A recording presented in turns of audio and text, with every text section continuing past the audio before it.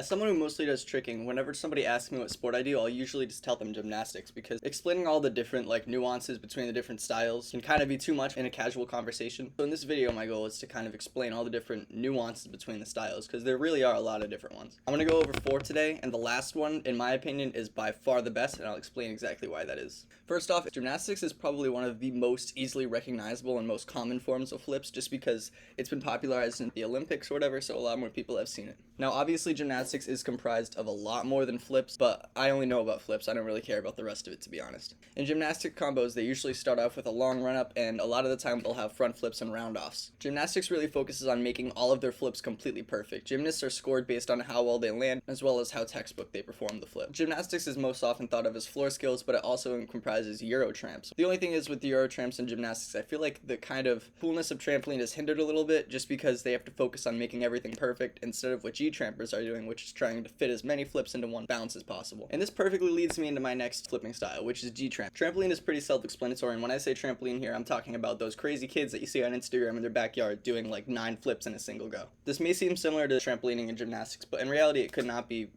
any further apart. As I already kind of said before, G-tramping, they'll kind of focus more on trying to fit as many flips as they possibly can, and they really don't care if they land. It's just about whether or not they make it over their head. Landing on your stomach is almost the same as landing on your feet as long as you made it over. I make fun of trampoline kids a lot, but honestly I respect them. That's probably one of the most scary styles of flips. The thing about doing 9 flips in a single go is that you have no idea where you are in the air. Some people might, most people don't. Whereas in gymnastics and tricking, the most you'll ever do is like maybe 3. Next up is free running. Free running is very similar to parkour, and it's often used interchangeably with parkour, but to be honest, they are pretty different. So they're both similar in the sense that they use obstacles to get around an environment, but the point of parkour is to get from point A to point B in the most efficient way possible. The point of free running is to get from point A to point B in the coolest way possible. In free running, you'll see a lot more cool flips and stuff. Free running is awesome because it has a lot of completely unique tricks that you won't see in any other styles. These are mostly apparatus flips, so flips using obstacles. These include castaway, no, not that castaway, that castaway, wall flip, angel drop, devil drop, gate gainer, Kong front, and all the flip prees. By the way, every single flip I just mentioned has its own variation, multiple of its own variation. Free running is really sick, but it's pretty dangerous just because a lot of the stuff you're doing is on concrete, and if you mess up, it can cost you for a while,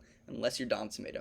It's well known that tricking is one of the best styles of flips. It takes elements from martial arts, gymnastics, breakdancing, and fuses them all together into this sick expression of movement that you can do whatever you want with. One of the greatest things about tricking is it isn't just limited to all the disciplines I just mentioned. You can take pretty much any form of movement and put it into tricking. I've seen some pretty crazy stuff. That being said, tricking does have tons of its own unique movements like the corkscrew scoot, touchdown rise, and it has its own cartwheel, which is different from any other style. So gymnastics cartwheel focuses on going straight over. A tricking cartwheel focuses on getting as much power as you possibly can. They also reinvent the word gainer because a tricking gainer is completely different from a gainer in free running. So yeah, because of this fusion, I think tricking's the best because it kind of takes elements from every single one I just mentioned and fuses it into one. And then lastly, tricking isn't graded on how well you land a trick. In tricking, if you stick a landing, it's pretty much seen as the exact same as doing a backflip and stumbling around to get out of a trick. These are just the 4 most popular styles that came to mind. There are definitely more, and if there are any I missed, make sure to leave a comment and tell me exactly what those are, because if I get enough, I might just make a part 2.